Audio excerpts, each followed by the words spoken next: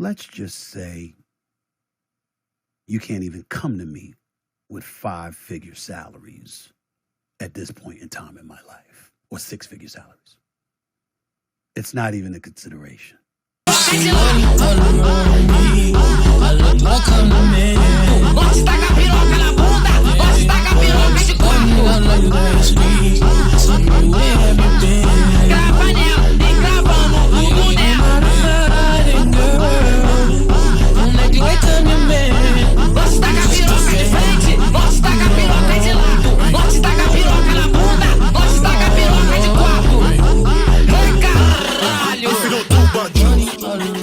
Welcome to First Mistake. It's Faux Persons with Brian Says. Brian, how was your weekend? Weekend was pretty good, fam. Not even gonna lie to you. Had a great time. I got not one but 2 bubble baths in. That's for later on the show. Let's get into it. We got a whole lot to talk about. A whole lot to discuss. And I hate wasting time to get started with the show. So let's go ahead and get it going, okay? We're just gonna go ahead and start the show. We don't need to waste any more time. No more of anybody's time getting the show started, all right? So let's go and get it started. Thank you very much. And I got more and more love for him every day that I get to talk to him. And yes, we have spoken recently. He actually hollered at me while I was on vacation in the islands. So, again, nothing's finalized. There's still work to be done. But make no mistake about it. ESPN is talking to him. And make no mistake about it, it's primarily because I want them to talk to him. Because I want to win. Now, I've been winning. And I'm not one of those people that believe that I can do it alone. My producers help me win. The talent that sits across from me debating me every day help me win. Molly Kiram makes me win. Because I got news for you. As good as you think she is as a host, you have no idea. There was many, many, many years that she was held back. Molly's a special talent. Now, I don't want to do First Take without her either. We're not going anywhere. We're coming. And that's why I sat up there and I was looking forward to doing a day show to put the sports world on notice. We're coming. First Take been number 1, 11 and a half years. Yes, we are talking to Shannon Sharpe. And yes, it's above my pay grade to say anything beyond that because bottom line is I don't get to negotiate with them. Those are the bosses. I answer to them. But ain't nothing gonna stop me from letting the world know I want them. And I not only want them for First Take, I want them for our network. Because I consider Shannon Sharpe an asset. Somebody else's loss, I intend for it to be my gain. I sincerely hope and pray that ESPN works it out, but more importantly, I expect them to. I sincerely hope and pray that ESPN works it out, but more importantly, I expect them to. They know where I stand. And now you do officially. I know I said before that I want them, but in case I didn't say it emphatically enough,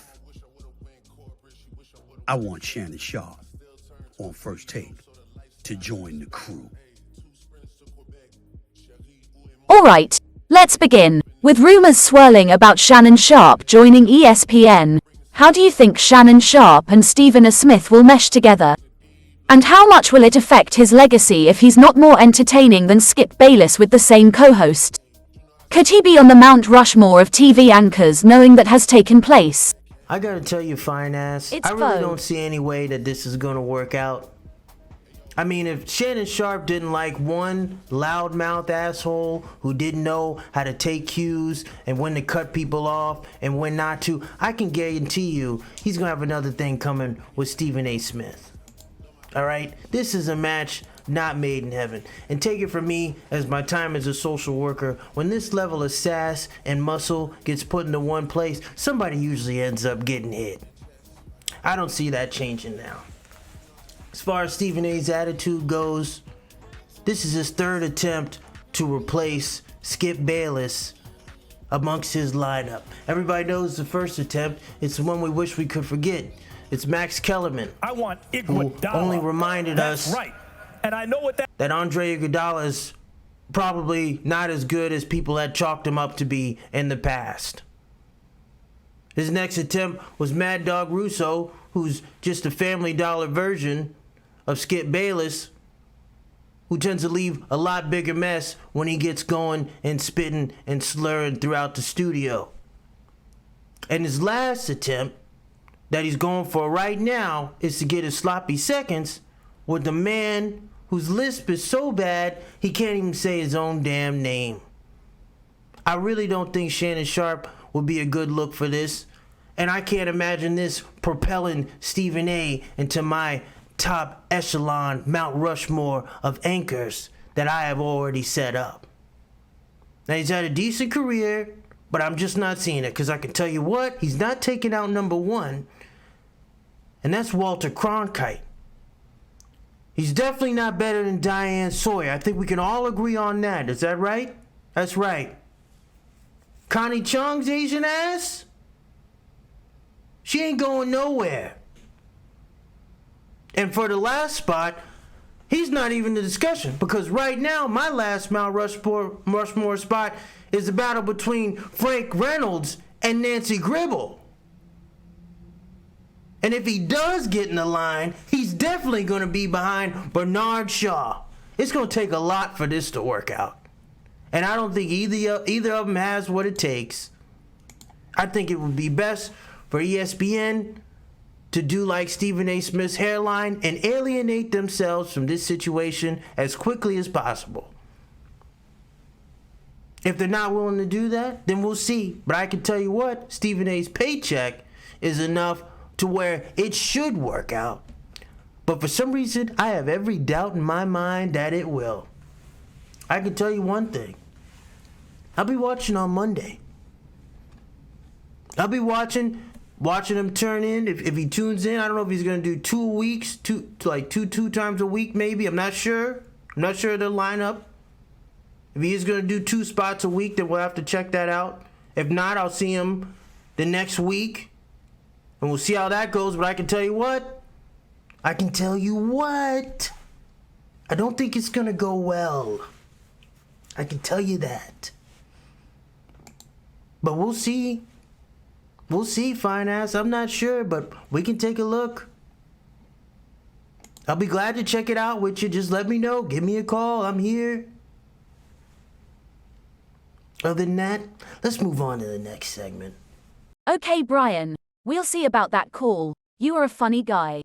Recently, Danla Batard and even local idiot Stu got took to the internet calling Stephen A. Smith terms like sellout. Kid, okay? It has changed. It has. It's changed, okay? You're not wrong. Stephen A. Smith is not wrong. You have to adapt sometimes, okay? Because the game has changed. Your priorities have shifted. No one cares how someone goes and gets the news that they get, as long as the news is accurate, as long as it's coming from a credible place. If it's Woj, if it's Adam Schefter, if it's you, if it's Diana Rossini, if it's Shams, nobody cares. You might care. Greg Cody might care. Stephen A. Smith might care. But you know what? You all sold out. Every single one of you, okay? Stephen A. Smith jumped inside the circus tent. I don't blame him. And for Woj, for guys like him, the game has changed slightly, where he went out and he sought reports, and he wanted to be the reporter. And you know what? If now he has morphed into a mouthpiece for the Blazers, I'm okay with it. I am good with it. I don't care. Survival of the fattest. Everyone, exactly. Everyone is selling out to make a buck. What a terrible timing. It was great. Like that joke. Hey, just give it up. You all want to be journalists. You're not journalists anymore. None of you. Not a one of you. You roll with things, man. That's it. You know, Dan, you started off, you know, if you're a driver, you drove a yellow cab and you were loyal to the yellow cab. You know what? But the game has changed to Uber, to Lyft, to private driving. And you know what? You have to ditch the yellow cab and you have to drive an Uber. Why? Because you'll make more money. Why? Because more people are taking Uber than the dirty yellow cab. And I'm not apologizing for it. Because even though I went from 53,000 to 225,000 as a salaried employee for the Philadelphia Inquirer, let's just say you can't even come to me with 5-figure salaries at this point in time in my life, or 6-figure salaries. It's not even a consideration. I'm at a point in time in my career I don't even want to discuss anything that's less than 7 figures. That would never have been the case had I stayed in newspapers. For myself or Dan Le Batard. Which is why I thank Stu Gotts for pointing out Dan Le Batard's, dare I say, hypocrisy on this matter. Because that's what it is, Dan. Sorry, buddy. But it is. Now, how does losing this argument affect his legacy moving forward? I've been doing this show for how long now? Is that a rhetorical question? That's what I thought. And hearing somebody like Stu Gotts go at the prestigious and prolific Stephen A. Smith, well, it started to make my blood curdle. And I heard the words that Stu Gotts said about Stephen A. Smith being a sellout. And I knew it was time for Stephen A. Smith to go on the air and say something. What I didn't expect, of all things, that if somebody was gonna call you a sellout, that you would make your number one argument against being a sellout talking about how much money you made at the place you were selling out to. That was horrible. You got a white guy telling a Cuban guy that a black guy sold out, and all the black guy's doing is telling him his price. It's not a good look. I don't know, maybe I got it wrong. Maybe I got the wrong book. But it seems like he's proven Stu Gotts' argument here. And then to turn it into a church service, I mean, he did all but ask us for tithes and offerings by the end of it. This wasn't a good look for Stephen A. Anytime you take an L to somebody like a Stu Gotts, you might as well just lost to the peanut gallery. I gotta say, this definitely hurt him. This definitely set him back a bit. I don't know if he can come back from this either, no matter what he does. No matter how many awards he gets, no matter how many networks he goes on to start, whether he does in fact get a decent podcast or not, I'm just not sure at this point. It seems like he might be getting a little too old. Yeah, I said it. Seems like he's not paying attention to where his arguments really lie. I mean, time will tell. Time will tell. I'll tell you what, Faye.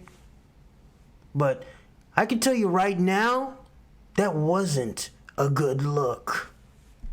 Thank you. Sure thing. And now for our next segment. Stephen A. Smith goes on air with his arms looking like Wingstop chicken wing flats. The anchor looked more like Rocky's trainer than Rocky. What do you think about his failed attempt to show some muscle on air? And how will this affect his chances at the Broadcast Hall of Fame? With those arms? Jeez. I don't know. I really don't know, Faye.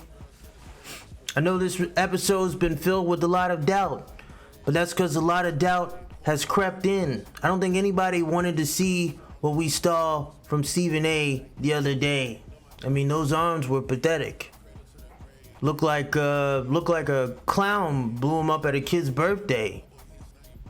They were just little Vienna sausages.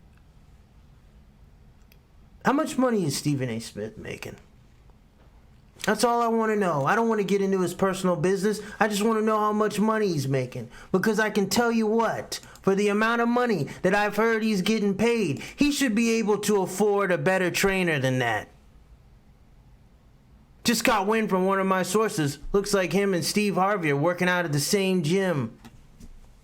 I'll tell you what, showing off your arms, It's a pathetic attempt to try and get Shannon Sharpe on the show. You're discouraging him more than anything. Guy's arms look like legs to a stool or something like that. Those chicken wing flats that he had hanging out of that sleeveless hoodie, we could have done without that. I gotta tell you what, Stephen A., if you're not gonna go to the gym, if you're gonna be an insult to 50-plus-year-olds everywhere, you might need to stay off the screen, Stephen. You might need to stay off the screen. You're out here looking like a Hispanic lesbian who's trying to get in shape, reinvent herself after her kids have already gone through high school. I'm not going to get too far into it. I'm just saying, Stephen A., you need to tighten up, buddy. You need to tighten up. How much money does Stephen A. Smith make, and is it too much to be on a successful network? At this point, is Stephen A. Smith overpaid? And how will that affect Disney's chances at being number one moving forward? Is it possible he is responsible for ESPN layoffs? Faye, I can call you Faye, right? It's just Foe. I gotta say, I've been in this industry for a considerable amount of time. And what I saw with those ESPN firings was I saw somebody trying to cover their own ass. And unfortunately, that ass that ESPN was trying to cover up, it was for Stephen A. Smith's face. I gotta tell you, he's making far too much money at ESPN, and I think he's single-handedly responsible for all those firings. And I'll tell you why. Because if he was the guy that he said he was, they would have made enough money in order to keep those people on air. Now, I understand letting Keyshawn Johnson go. Nobody wants to see dementia take place in real time. But everybody else, I got a problem with that. And I got a problem with Stephen A. Smith's paycheck. And I'm wondering if we could disclose to the public how much he makes. Because I got my sources, and that's one of the most important things in the American atmosphere right now, is how much Stephen A. Smith is making. I want to know. I think the people got the right to know. Because what I've seen is egregious. It's blasphemous. It's exaltationary. I'm not a fan. I can tell you that. I'm not a fan. I try and be a fan. Everybody knows I like ESPN. My mom knows. My cousin knows. My lady knows. Everybody knows. But I gotta tell you what. One thing I also know is I'm just not liking what he's been doing. The fact is, if you're going to go after Shannon Sharpe, you're going to go after Michael Irvin, I don't know if you're just into old guys, but why not keep Jalen Rose on? I'll tell you what, dude. When you're a black man in this country, most people go to work with a job. But if you're black, you're going to work with the responsibility. Granted, most jobs have responsibilities within them, but you're supposed to have that as your thing too, Stephen A. And that's the thing, is the responsibility on top of the job.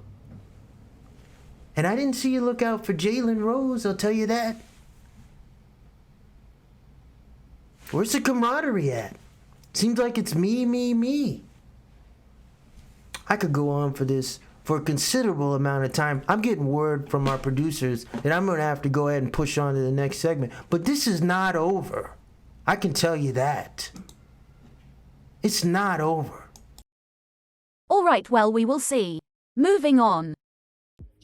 Given the success of Pat McAfee, Paul George, and J.J. Redick, all former athletes turned anchors, is Stephen A. Smith the last defense of the old guard in the media space?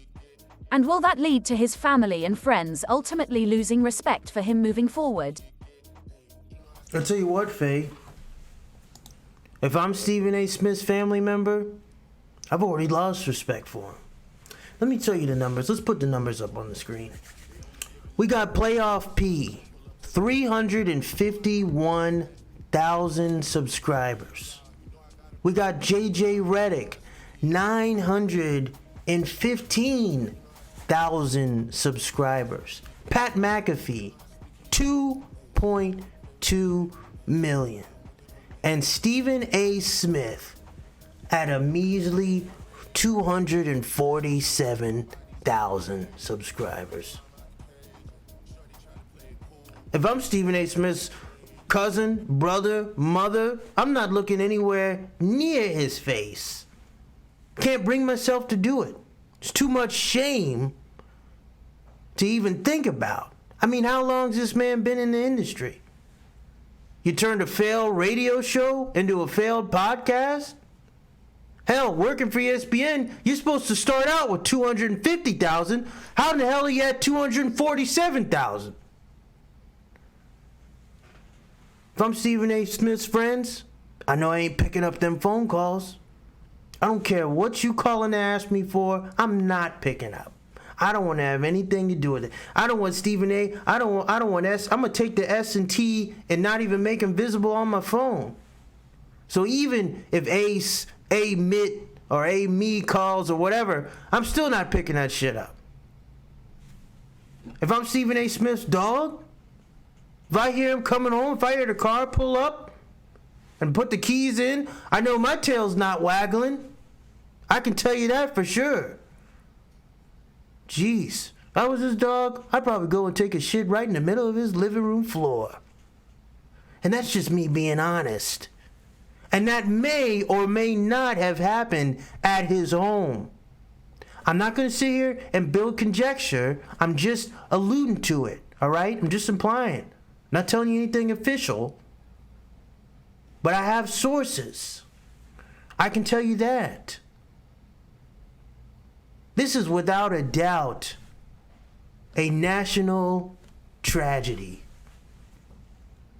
And to watch him on his show, and if you're going to do things like wear that outfit that you wore on Friday, look, I think everybody likes chicken wings. Nobody wants to see him on your arm, Steven. Nobody wants anything to do with any of that. So if this is the best you got, some flabby-armed attempt at trying to flap your way back into the atmosphere, I can tell you what, it's not going to work, Stephen A. It's not going to work.